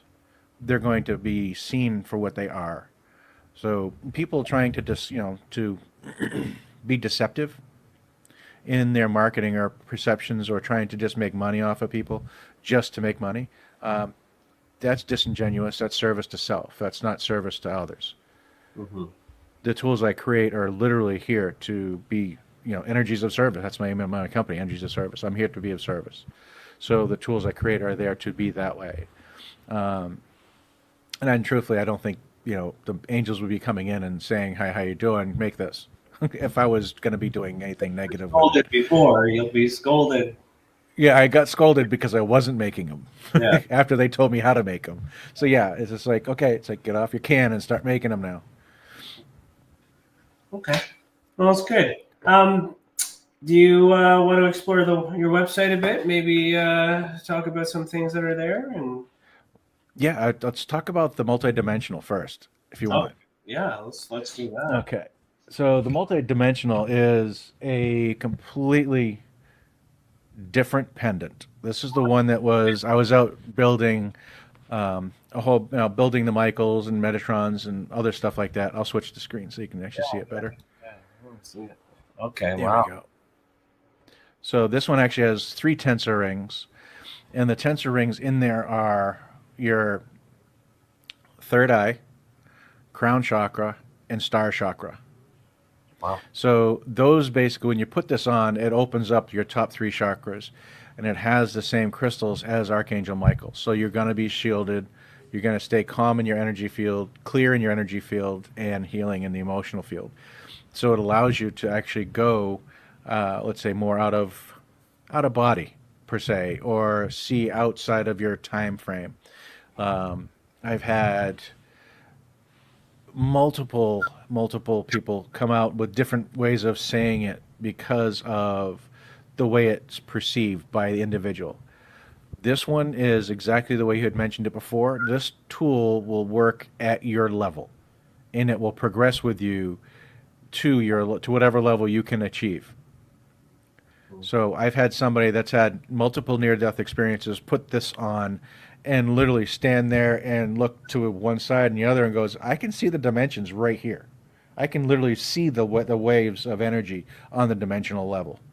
And I was like, well, that's pretty cool. Uh-huh. And I had a young lady put it on, and she was actually looking there, and she closed her eyes for a minute, and the next thing she knows, it's like she was exploring another timeline when she was in a different lifetime, she was an amphibian. She had fur, and she was describing every detail of it. There was houses on the cliffside, above water and below water, and it was just like she was describing everything. It was a beach environment. It was everything. I've had someone say this is more like a tool depending on where your level is. It'll actually allow you to go different timelines and see, your different where you've been, what the lifetimes that your soul has encountered, to allow you to see and view, review, and just it's do astral travel and all kinds of fun stuff. So this pendant here is actually really intense, and it's actually based on your experience. It reminds me of a nest, like a bird's nest with some eggs in it. I don't know if that's symbolic thing, or coincidental, but that's what that reminds me of. Here, let's see. Oh, it glows too. Glows blue in the middle and white ring on the outside. Yeah, all of the pendants do that. How did you get it to do that? I use ultraviolet powder in there. Wow. Could you actually put all the other ones on this zoomed up screen? I like that you have this. I want to see the other ones all close up here. I'd say switch it over because my head's in the way over here. Yeah, no worries. So the color arrangement, is it different every time as well? It's just how you feel? It depends on what we're doing with it. Some of them are a little, like the Michael will always look like that. So the Michael here will always have the blue on one side, green on the other, white in the middle, and then have these are the shielding stones down here. This one here has all the Michael stones, so all the major stones are in the middle, but the selenite is on the outside ring in here. The selenite is in here. Okay. And then this is the same way with this one. The selenite is in between the two tensor rings on this one, and then there's 17 other crystals in the middle here. Wow. And all made by hand. So yes. What do you use for your your necklace? Do you use any specific material to negate like an energy transfer, or is it just basic cloth? I've been using leather. Okay. Because it just lasts longer. I've tried using the vegan type rope ones and other ones like that, but they seem to literally just degrade, and it's because of the oils and the sweat and all the stuff that we produce. It literally just starts to dissolve. So the leather one seems to be the only ones that seem to last. It's not optimal, but it just is. And I've had other people use chains and different types, and it doesn't seem to matter with the energy transfer. Like say I put a silver chain on a copper ring, would that change the effect? That's what I was kind of getting at. No, these create their own torus energy field. Remember how we talked about the film in the middle, and then it broadcasts out like a flashlight on both sides. This is actually it's a torus energy field. So they create their own. So when you put it on, that torus field intersects with you in your own torus field. So it's kind of an intersection of energies. Interesting. It's powerful. Yeah. So you have so many of these in your place. Like that's not like an over. Can you overdose on energy? Is that such a thing? You can. Yeah, I did. When I'm working on them in the shop. Oh yeah, I am just so overloaded to the point where I'll get an energy headache. Right. And it just I have to go into like one of the tensor rings and just ground out, take a shower, let the water wash the energy off, and stuff like that. Okay. Yeah, I was just going to say as if you have it on, how do you turn it off? Well, you can take them off, and after that, they'll pretty much. It takes a little while for your body's energy centers to rebalance without them. It's like when you put the anklets on, and this happens every time when we're at conferences. I'll have people experience the anklets, and they'll feel the energy shift. They'll feel the grounding, and then they'll feel the kind of got quiet, but it's still really loud. Kind of interesting how they feel that. And it's actually the energy of the room, not the noise. But they'll have them on for like maybe 10 minutes. and then they take them off, and then they say thank you, and then they'll look at me and go, it's like, it feels like they're still on. And it's like, yeah, because you got to figure the tool literally changed your energy field. Right. It changed the way your energy field was moving. So your torus is no longer a torus, it's now an oval shield. You have to give it 5 minutes, 10 minutes for it to reset. It's interesting. So yeah. Is it resetting, or is it just dissipating? Is it fading away, and then eventually you get built back up? Like, could you like wear it temporarily, take it off, and then not feel anxious anymore, or does the anxiety immediately come back?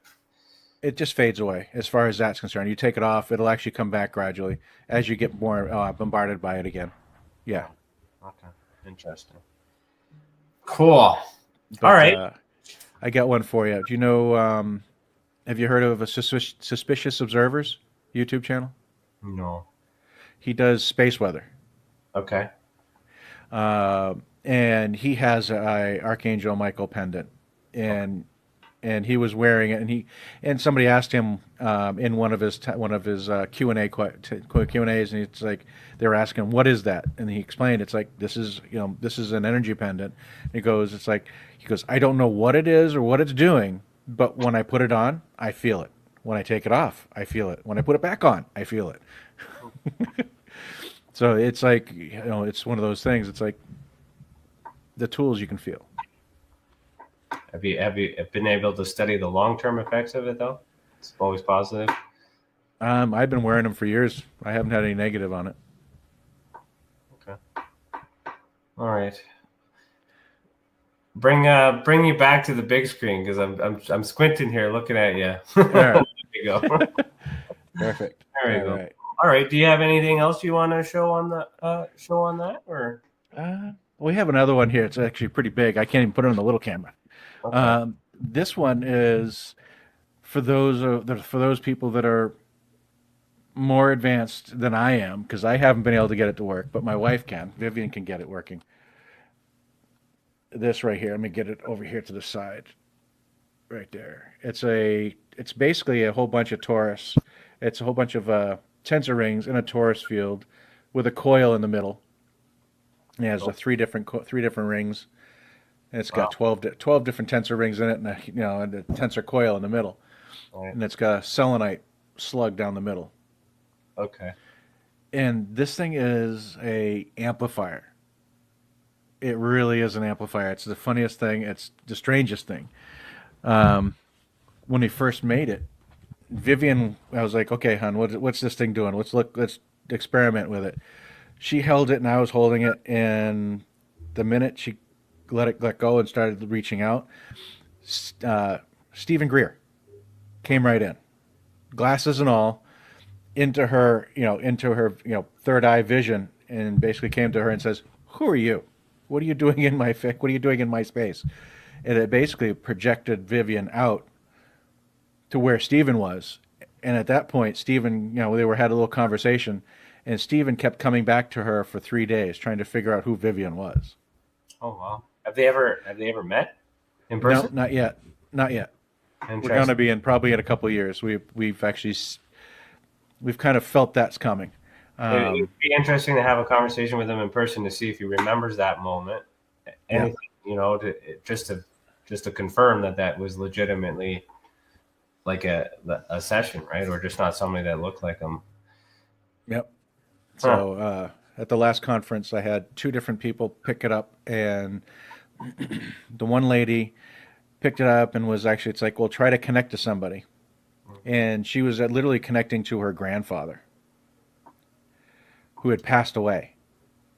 Okay. Right? You could see it on her face. Her eyes are closed, and you could see the little tinge of grin and a smirk, and she put it back down. She goes, "Yeah, that was my grandfather." It's like, and he kept on saying, it's like, you gotta go watch Maverick again. I enjoyed that movie. I was like, excuse me? It's like, yeah, he passed. He's on the other side, but he was watching me watch the movie, and he's like, he enjoyed the movie. Yeah, he wanted to see it, I guess. Yeah. He wanted to see it again. They don't have movies up there, I guess. I guess not. Just arts and crafts. Yeah. And then there's a gentleman who picked it up, and he was looking at it, and I don't know what his intention behind it was, but he was holding it and he was freeing souls. I have no idea what he was doing with it. Okay. But he was just doing, he had his eyes closed and he was working with it, and it's like, okay, he was just freeing, but what he said is, I was freeing all these souls, and the more I stayed in, the more they came, and I was like, okay, interesting. Mm-hmm. It is interesting, especially like when, we don't, that's a rabbit hole too. I have no idea where he was or what he was doing, but he was, in his perception, he was freeing souls. Mm-hmm. And it could be possible too, because it's just transmuting energy, freeing souls. Like he feels energy, believes that energy can be moved, moves that energy and sends it to another place. So the intention there is like, it's very possible that it's just, that's exactly what they're doing. Absolutely. It's just a lot of this stuff is similar. It's just we have many different labels and interpretations of it. But again, like what I appreciate about this explanation through the episode tonight is how simple and basic it is to take care of ourselves. Yet it's not so easy for us to get there. Well, it's like almost everything that we've been taught is a lie. Everything the perception is, it's like we've been taught things in school and this is our reality. But when you start digging into it, you find out it's like nutrition, the pyramid, that's a lie. Wheat is good for you. Well, not since they actually genetically modified it back in the 70s with this, the super dwarf wheat that's super addictive and feed the world with it. That's not healthy, that has too many proteins that, that's causing all this, the gastrointestinal issues because it has all this other stuff in it. All these things are different. And I won't even go into medical. Yeah, we could have fun with that one. Oh, yeah. Okay, so just I'm going to buffer a little bit here just because I remember the experience when we had Vivian on last year. Did you see the episode? Did you watch the episode? I haven't seen the episode yet.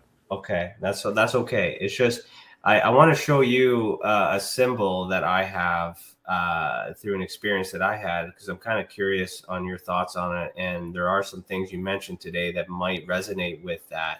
It's just when I showed her, and for the first time, she had a negative feeling towards it. And that was the first time I've ever experienced that. So I just kind of wanted to, since there's an association there, I just kind of wanted to buffer it in case there's a negative feeling from you as well. Okay.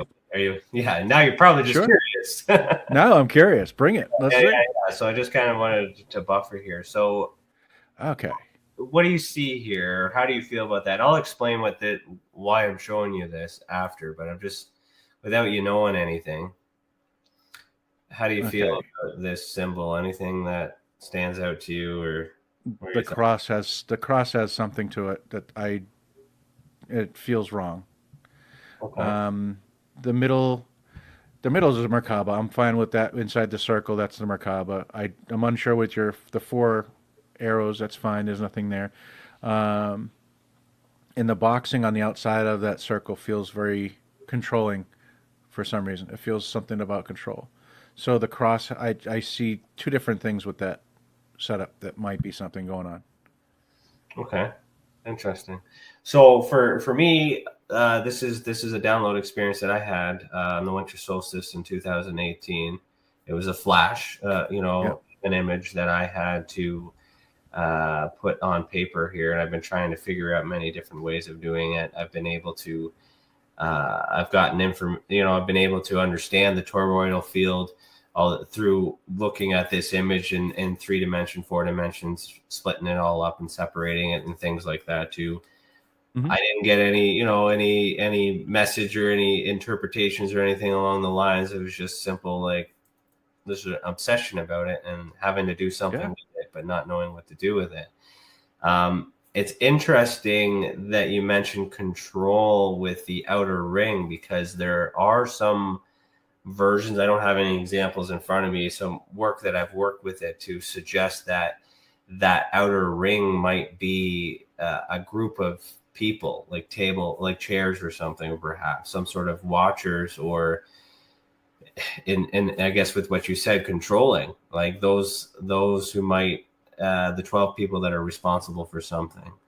So in term with these symbols and everything too, the colors and the they all have meaning and symbolism of that too. So I don't want to take much more of that. I just was curious to know how what you thought when you saw it. So thank you. Oh, welcome. Yeah, it's just there's something about the way that boxing is on the outside. It just feels like it's may not be individuals, but it feels like it's an energy projection. Yeah, and that looks interesting how it feels, because there's, I don't have examples in front of me, but I have maps all over the place where I have different layers of it shown. So parts of it work with certain things, parts of it don't work.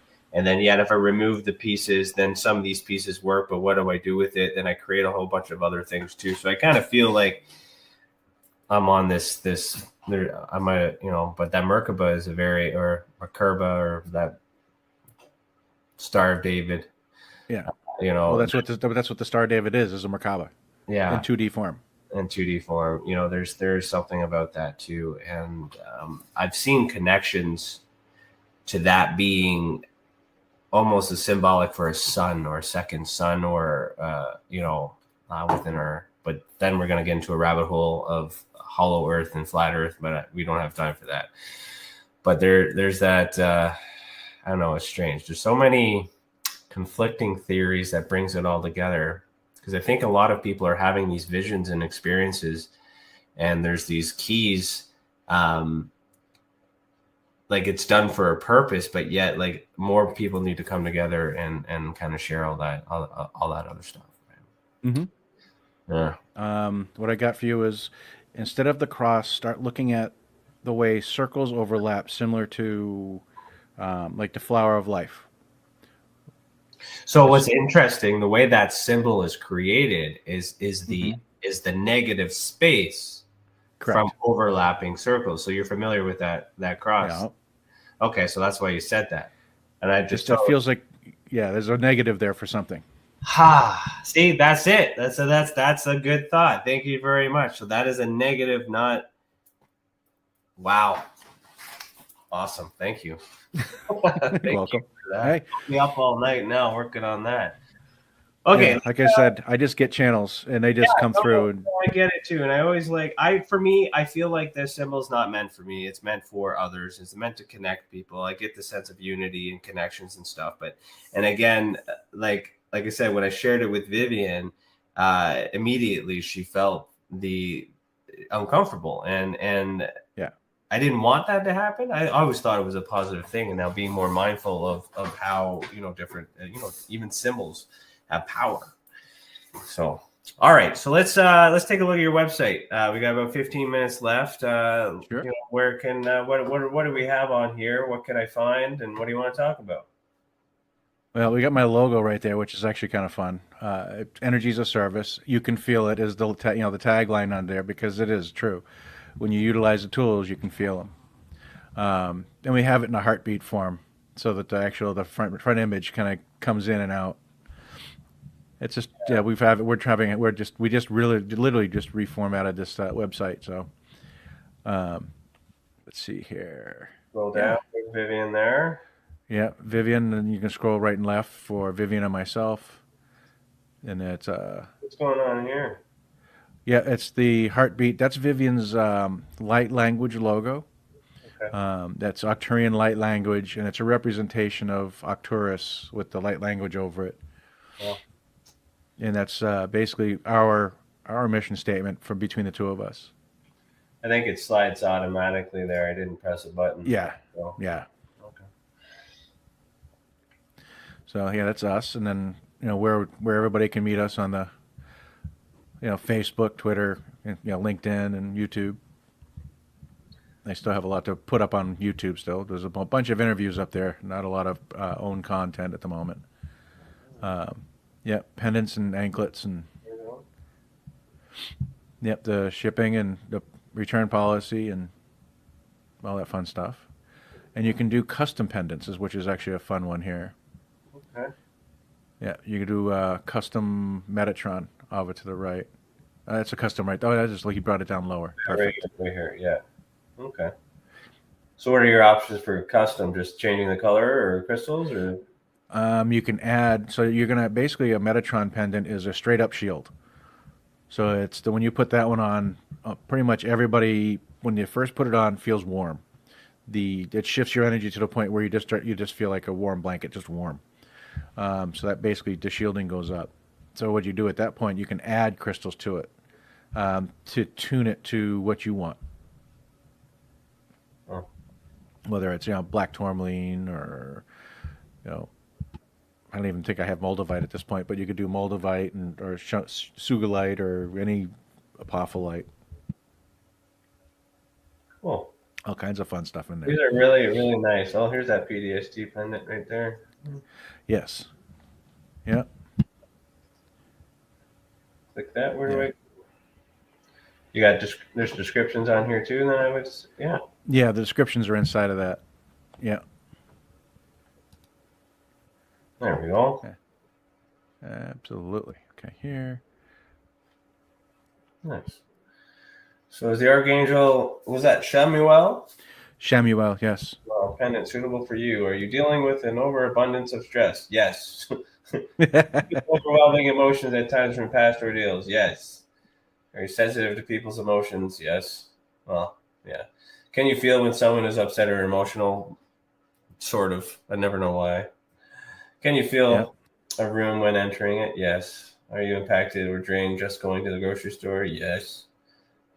I don't like people, though. That's the thing. But are you stressed and unable to relax even when attempting to do so? Yes. Are you having a hard time clearing negative energies from your field? Yes. Cool. Cool. I like that. I'm going to share, I'm going to put the link directly in our chat here for this pendant because, I resonate with this, obviously, and other people might too. What's this infinite healing from the stars? What's that all about? That's Vivian. Okay. Yeah, she's my wife. So basically, we cross-link our websites so that if you're looking for the energy healing, you go over to the Vivian side, and she can do all the healing side of stuff. And if you need tools to maintain the healing that has been done, you grab one of the pendants and anklets or whatnot, whatever you feel you need. To keep your energy back to where you need it to be. Cool. So, all right. Yeah. You're on Facebook as well. So here's your Facebook page. Yes. Which energy services. So I'm going to put that in the comments as well. There we go. Absolutely. Yeah, and there's the post for tonight's podcast on there. Yeah, I saw that. Thank you for doing that. Appreciate that. Absolutely. So, okay, well, everybody, if you guys are interested in those pendants and stuff, the comments are in the description in the chat as well as the description of the video. And I think I don't know, where else can people find you? You want to leave them anywhere else? You got anything else to share? Or? I'm pretty much I limit what I'm doing on social media. It's not my favorite place to be. Yeah, I hear you. I need to get myself. I think I have a Twitter account. I just need to actually get back onto it because I pretty much removed myself from that environment a while back. And I need to actually set up my Rumble. I need to really get my Rumble account running. Because I like being on the alternative side of things. Okay.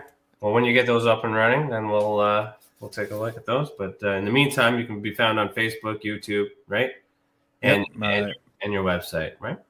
Absolutely, yeah. If you want more information on the pendants and other discussions we've had on all the products, the YouTube I have this interview will be posted up there, along with all the other interviews, and it basically goes back through everything that all the history of the pendants and what's going on, and the anecdotal evidence from people, and it's actually been a lot of fun. All right. No, this has been great. Thank you so much for being here. I'll just so we're going to do the after chat. So if anybody is listening to this on the audio only replay, there's going to be an additional 30 minutes or so of information after this video here. For those of you who are not tuning in, thanks for watching.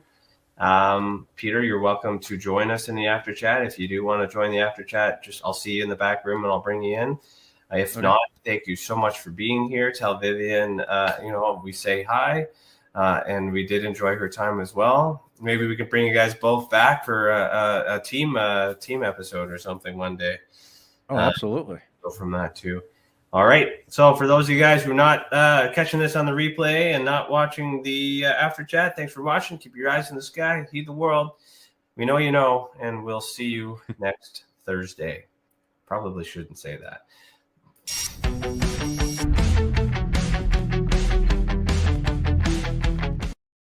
That was the wrong video. Bye-bye. That's it, everybody. That is a wrap. That is the end of it all. Thank you for joining me tonight. I look forward to seeing you back next week, where we'll continue to have this conversation deep down into the rabbit hole in which we call the ultra spectrum.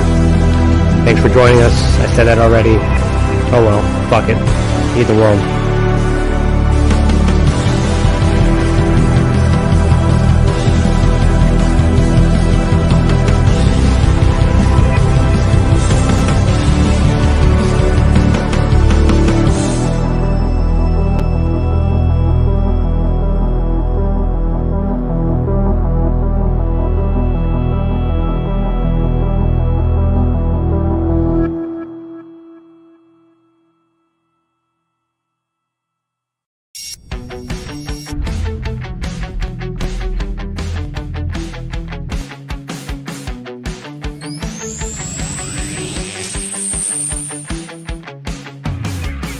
Hey everyone, I hope you enjoyed this episode of Beyond the Tinfoil Hat.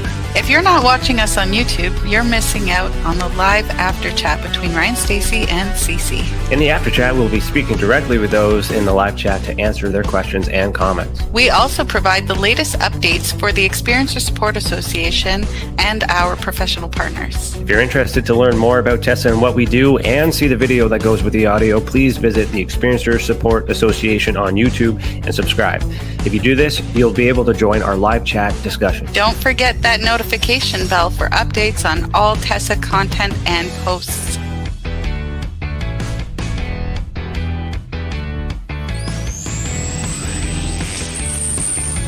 Consider becoming a member of the Tessa channel for additional perks and exclusive content. You can find us at www.experiencersupport.org to learn more about the work we do and the support we offer for experiencers and the resources and content available for these researchers, investigators, and enthusiasts of paranormal phenomena. You are not alone, and we believe you. Thanks for tuning in. Keep your eyes in the sky and Heed the world. Hello. Hello, can you hear me? I can hear you. I guess Awesome. Peter's staying, but he disappeared. So He's on break right now. It's all good. that's okay. All right. So, How do you feel after that? You're ready to buy your pendants, or? well, I still put me on the spot on that too. Still got to do some research, maybe look at some reviews and things like that too. But I mean, energy aside, they're nice looking. They're beautiful. Well, I really resonated with the third eye one that he showed. That he said was good for activation of the third eye. I forget what he called it, but that one was gorgeous too. All nice and good. It's just weird he's not here. You should be hearing these compliments. So no, but that was good. I mean, oh, there he is. He's back. He's back. Did you hear all that? Did you hear us? Yep, I did. Okay, he did. Good. Yeah. So, Cece, any questions for Peter? Probably many. I'd be really interested in your experiences, because I don't know if you're willing to share, but Vivian did share a little bit about how she met you both met, in terms of her understanding her Arcturian lineage, and then you also having that angelic presence about you. So I'd just be interested if you're willing to hear your side of that story. Yeah, that's I didn't get anything. I mean, I got the direct message, basically saying I want you to make this, and that was from Metatron. But my understanding of the angelic realm and I was coming from that, it's just like multiple people that were extremely sensitive came to me and basically said, you know, your source is angelic. You're from, you know, you're from there. Um, and I've had Akashic record read that basically said, oh, you have a whole bunch of lifetimes from, oh, good God, I can't think of it now. I'll remember it in a minute. But it's just like, so I've done a whole bunch of, incarnations, but it was just like, okay, well, you're angelic source. And I'm like, yeah, right. If you tell that to my mother, she'll say, yeah, hell no. That was not me when I was younger. I was like, definitely not an angel. Um, but it's what it's come to feel. It's like as I started to actually build into the newer pendants and trying to utilize the connection I do have, the pendants actually, the energy of it and the understanding of it comes through really clean. And one of the things that does happen quite often, and Vivian and I will be talking, and the next thing I know, I will literally can't control my emotions, and I'll literally just start crying for no reason as I'm trying to explain something to Vivian, and it's basically probably Michael or one of the other archangels coming through, and it's just unconditional love coming through, and it's just like, okay, I'm emotionally a basket case, and I'm basically channeling what Vivian needs to hear at the moment. And every time I've done that, everything coming out of that has become true. Everything. So it's one of those things I'm like, okay, that's really kind of a curious thing, but it happens. It's kind of fun. So angelic background from those that are sensitive, and the channeled messages that came to me, and the messages that come through me. It's been an interesting ride. Look forward to the more of it. It's actually been fun. Um, do you mind if, like, do you get visions when you're seeing or communicating or as a channel? Do you get maybe internal or external visions, I get visions especially with the sometimes. pendants? Yeah.